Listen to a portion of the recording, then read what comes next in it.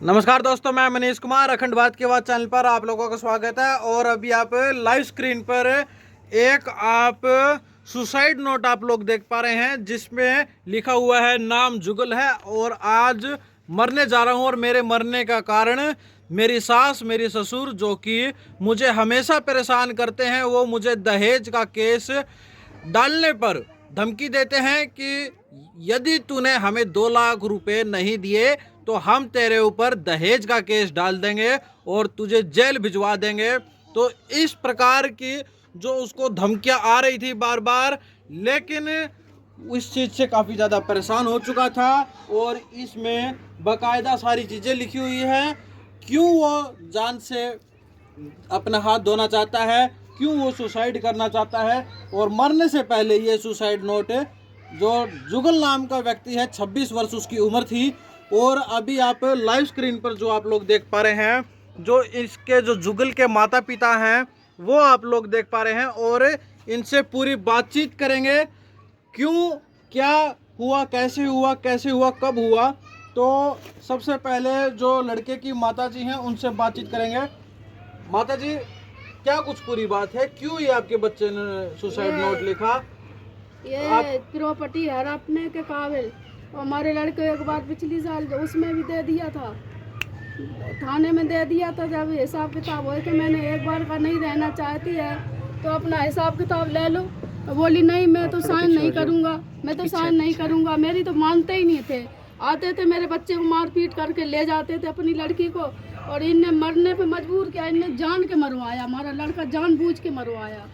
एक चीज होती है, पैसे के लालच में जानबूझ के मरवाया हमारा लड़का। 1.5 लाख रुपए पहले ले लिए थे, 1.5 लाख रुपए पहले सारा ले लिए जेवर थे। ले क्या कह के लिए थे? हैं? क्या कह के लिए थे आपसे पैसे? हाँ, हमसे नहीं लिए थे, लड़के से लिए। तो मानो हमारी तो रजिस्ट्री रख दिया था 1.5 लाख में, वो हमने छुटाई रजिस्ट्री फिर बाद में। वो बोला आपको कैसे पता चला? लड़का वो हुआ। जब हमने पूछा कि तो देखा कि रजिस्ट्री नहीं है, घर पे रजिस्ट्री नहीं मिली, तब उससे पूछा, ये दिल्ली में पहुंच गया था।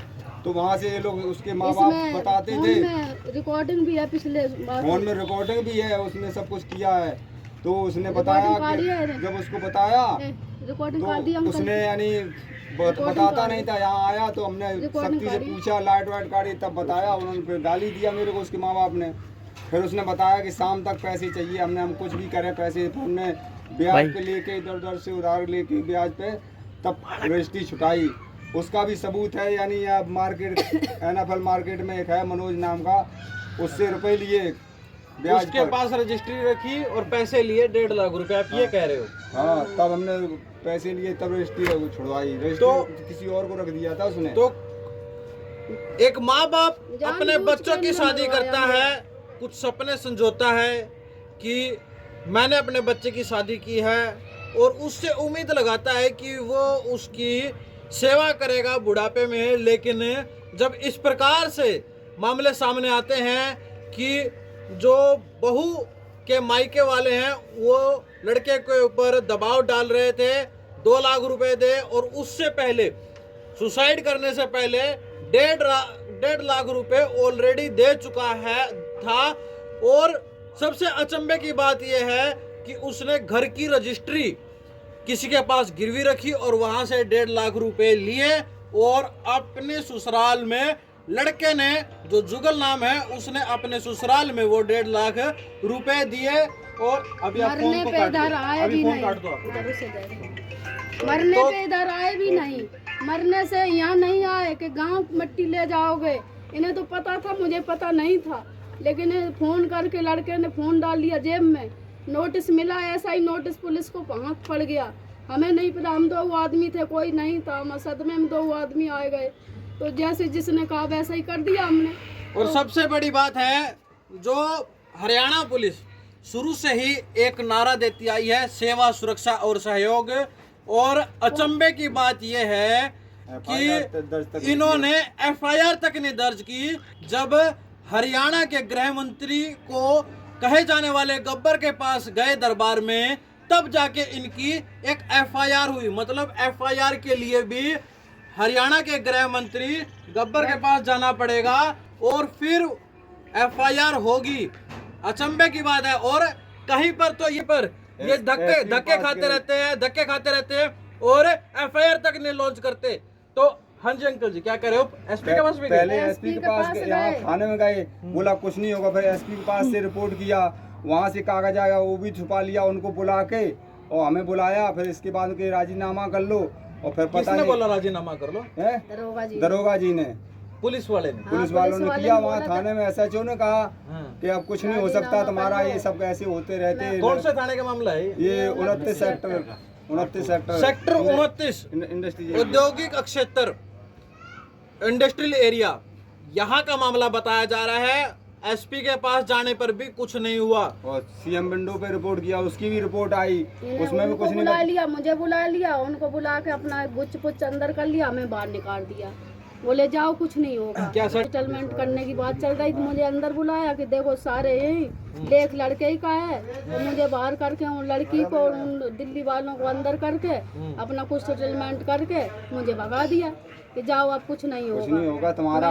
एक दूसरे की फाइल दिखा दिया, देखो इतनी मोटी फाइल है, करते रहे कुछ नहीं तो होगा। ऐसा होता ही रहता, तुम्हारे लिए ऐसा होता रहता। मतलब ये बोल रहे कि होना कुछ नहीं है, धक्के खाते रहोगे, होना कुछ नहीं है, धक्के खाते रहोगे। तो मैंने कहा कि मैं चंडीगढ़ भी जा सकूं, ये ना समझ लियो कि तुम वहाँ तक पहुँच गई SP तक। मैं कहा भाई मेरा घर का नाश हो रहा है, मेरे घर में दिया देने वाला नहीं है कोई, लेकिन हम तो बहुत दुखी हैं 2 आदमी। तो मैं तुम्हारे लिए तो एक आम आदमी मरा, मेरे लिए तो मेरा घर का नाश हो गया। तो ये बोले कुछ नहीं होगा, जाओ अपने घर जाओ अपने। 3-4 बार या मैं FIR दर्ज लेने गई, इनने धक्का मार के भगा दिया, नहीं होगा, झुटमुट का कागज बना के दे दिया, ले जाओ, मैं लिखी पड़ी हूँ नहीं। एक पर्ची बना के, सबसे बड़ी बात ये है, बना के दिया कट्टे में से निकाल के, एक पर्ची बना के दे दिया, जैसे SP के यहाँ से पर्ची आई थी, पावती होती है वो रसीद होती है, रसीद वही दे दिया, बस के जाओ कुछ नहीं हो गया, कुछ नहीं होगा। ये कहा जाता है कि पानीपत के SP शशांक कुमार सावंत बहुत ईमानदार हैं, बहुत नेक हैं, और यहाँ पर पता चलता है कितने नेक है, कितने ईमानदार हैं। कैसे आदमी विश्वास करेगा बताओ? हमें गरीब आदमी की नहीं सुनते हो तुम, कैसे विश्वास आदमी करेगा? तुम्हीं पे निर्धारित है। अब पुलिस वाले पे आदमी नहीं विश्वास कर पाएगा, क्योंकि आदमी की तुम इंसाफ नहीं करते हो। हम 6 महीने हो गए, हमारे लड़के का FIR दर्ज अब तक नहीं हुआ। हम कितने दिन पहले की बात है? आपका बच्चा कब? 1 जून 30 जून को हुआ था, और एक्सपायर हुआ था 1 जून को, यानी 1 जुलाई को वो हुआ था। क्या नाम? तो कितने महीने हो गए अब? जुलाई, जून से जोड़ो, जुलाई, अगस्त, सितंबर, अक्टूबर, नवंबर, दिसंबर, जनवरी, फरवरी, 8 महीने हो गए, तो अभी तक कुछ सुनाई नहीं है। पुलिस, हरियाणा पुलिस का कोई जवान इस प्रकार के हादसे का कोई शिकार होता है तो मिनटों में FIR दर्ज होती है, 24 से 48 घंटे में उसकी गिरफ्तारी हो जाती है। जब किसी आम व्यक्ति के साथ इस प्रकार से होता है तो 8-8 महीने लग जाते हैं एक FIR करवाने में, और वो भी ऐसे थाने में जाके नहीं होती FIR भी होगी अंबाला में जाके, गृह मंत्री अनिल विज के पास जाके। अब जिसको भी कोई भी शिकायत होगी वो अपनी FIR करवाने के लिए थाने में ना जाए, सीधा अनिल विज के पास जाए, वहीं से उसकी FIR होगी। और ये बच्चे का पता कैसे लगा था कि आपका बच्चा पूरा हो गया है? और ये 8 महीने हो गए इन बातों को। 8 महीने में 29 तारीख को शाम के मैं आई थी काम करके, तो बहू यहाँ छत पे फोन लेके घूम रही थी इधर उधर को। मैंने बेटा से कही, मैं पोते से मैं कह ले बेटे हम चिज्जी ले आए, तो वो यहाँ सुला के घूम रही थी। तो बेटा मेरा बेटा अंदर सो रहा था, क्योंकि अंबाला गया था गाड़ी पे, वही लड़का कैलाश लेके गया था। तो इन्होंने भेजा, साजिशन उन्होंने भेजा था। मैंने कहा बेटे जग जाओ, पूरा प्लान था कि कैसे बेटे जग जाओ, तुम क्यों नहीं जगे? हमने की कंपनी की छुट्टी कर देंगे, फिर अच्छी कंपनी है।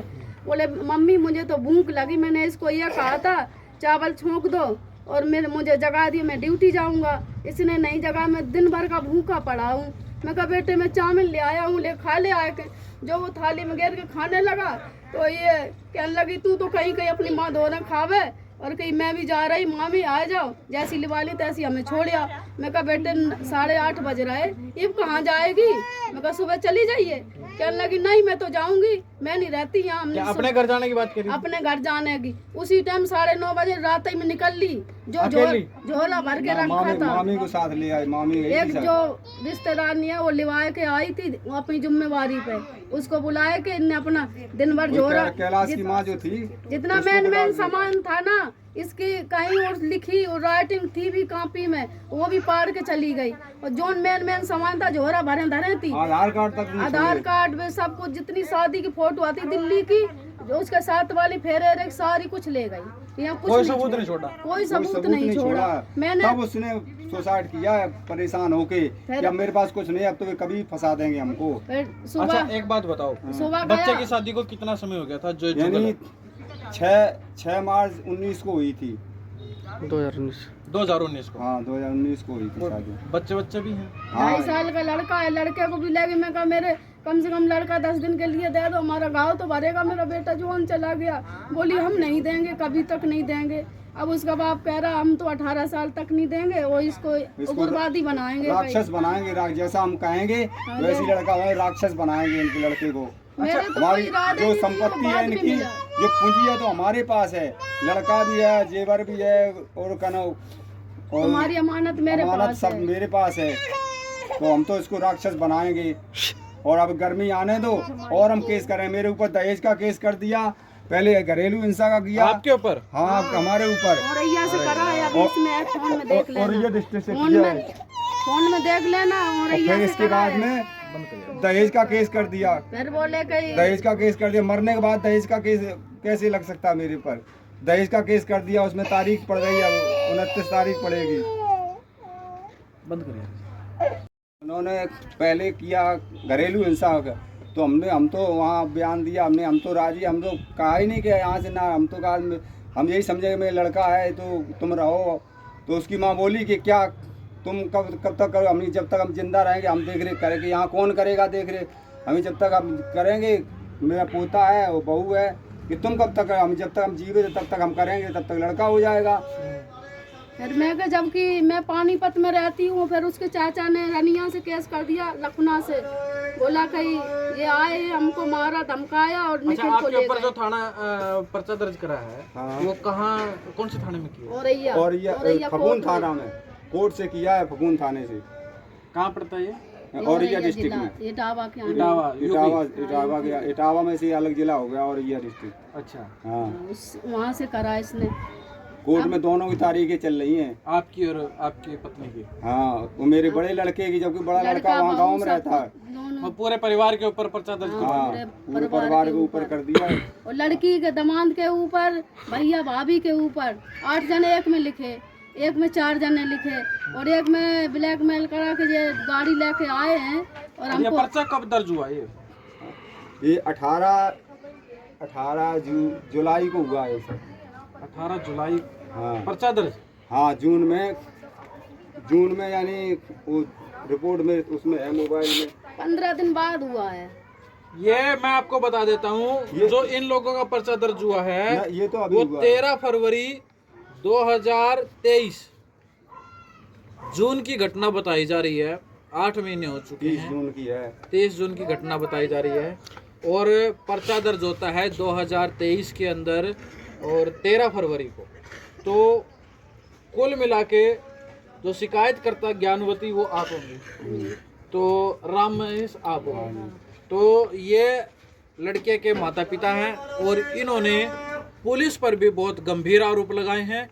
चलो जो इनका पारिवारिक मामला था वो तो था ही था, बच्चे ने सुसाइड किया, सीधा सा सबसे पहला तो फर्ज ये बनता था कि पोस्टमार्टम के होते ही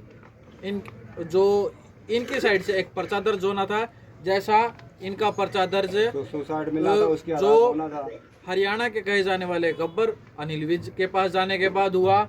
वो इनका एक दूसरा मैटर है कि इनके ऊपर भी जो लड़की पक्ष ने दहेज का आरोप लगाया है, पर्चा दर्ज कराया है, कोर्ट के माध्यम से कराया है। और एक वो और कराया तो सब, तो वो उसमें कई आरोप लगाए हैं इनके ऊपर, जैसे दहेज का भी है, घरेलू हिंसा का भी है, कई प्रकार की चीजें हैं। लेकिन समझने वाली ये बात है, जब लड़का की सुसाइड कर लेता है उसके बाद इनके ऊपर पर्चा दर्ज होता है।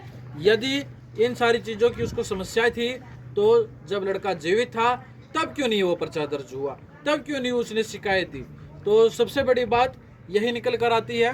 और अब ये देखना होगा कि इस एफआईआर पर इन लोगों को कब तक इनको न्याय मिलेगा। लेकिन जब लड़के के माता पिता से बातचीत की तो कई चीज़ें पुलिस के ऊपर इन्होंने गंभीर आरोप लगाए, जैसे कि पुलिस ने कहा कि होना जाना कुछ नहीं है, बड़ी बड़ी फाइलें दिखा दी गई।